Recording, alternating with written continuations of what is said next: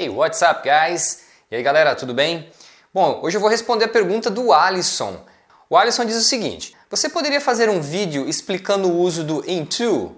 É claro que preposições sempre é um assunto bem abrangente, então eu vou explicar a principal situação, a principal diferença de você usar o into ao invés de usar in.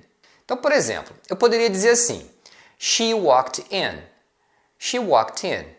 Então, quando eu falo isso, eu estou dizendo que ela entrou.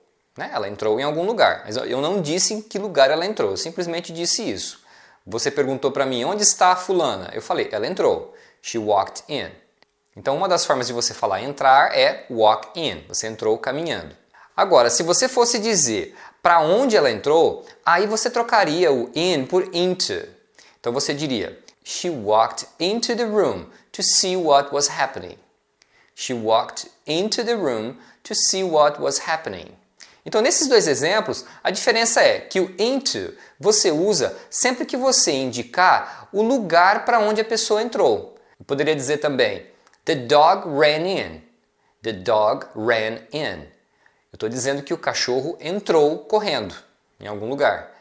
Agora, se eu mencionar o lugar, então eu devo dizer, The dog ran into the garage. The dog ran into the garage. Então, o cachorro correu para a garagem, correu para dentro da garagem. Então, essa é a primeira diferença entre o in e o into. Então, quando você estiver usando verbos de movimento, então se você indicar o lugar para onde a pessoa entrou, você vai usar o into e o lugar. Se você não indicar, você simplesmente falar que a pessoa entrou de alguma forma, aí você para no in. Aí você pode usar walk in, run in, qualquer verbo de movimento com in. Agora, você usa somente in quando você está falando de posição, porque in significa que alguma coisa está dentro de outra. Então eu posso falar, por exemplo, The cake is in the fridge. The cake is in the fridge. Então aqui eu estou indicando o local que o bolo está. Então não há movimento. Então nesse caso você vai sempre usar somente o in. Ou ainda, The money is in my backpack. The money is in my backpack. Eu estou indicando o local que está o dinheiro. O dinheiro está dentro da minha mochila. Então também você usa somente in.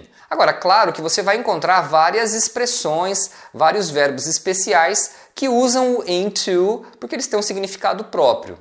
Então muitas vezes você vai achar situações que não se encaixam nessa diferença. Então eu poderia citar aqui um exemplo.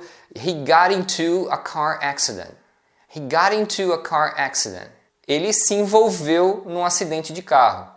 Então esse got into, não teria muita lógica você pensar que ele entrou para dentro do acidente. Acaba que você considera isso uma expressão, né, um verbo especial que tem um significado próprio. Então você vai encontrar situações assim, beleza? Então basicamente a diferença é essa. In vai indicar o local que alguma coisa está e o into vai indicar o local para onde alguma coisa está indo. Né? E aquele primeiro caso, he walked in, para indicar que alguém entrou de alguma forma, mas sem indicar o lugar. Aí você vai usar até o in. Beleza, galera?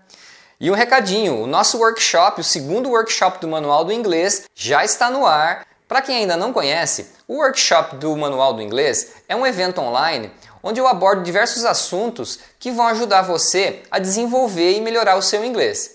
É um evento 100% online e 100% gratuito, ou seja, você pode assisti-lo de qualquer lugar do mundo e você não tem que pagar nada para participar. Eu vou deixar aqui abaixo na descrição do vídeo o link para você fazer a sua inscrição. Então basta você colocar seu nome e e-mail e depois confirmar o e-mail de confirmação que a gente vai enviar para você. Se você não receber esse e-mail de confirmação, manda um e-mail para a gente, para suporte@williamrossi.com.br, para a gente confirmar manualmente a sua inscrição. Beleza? E a gente se vê lá no evento.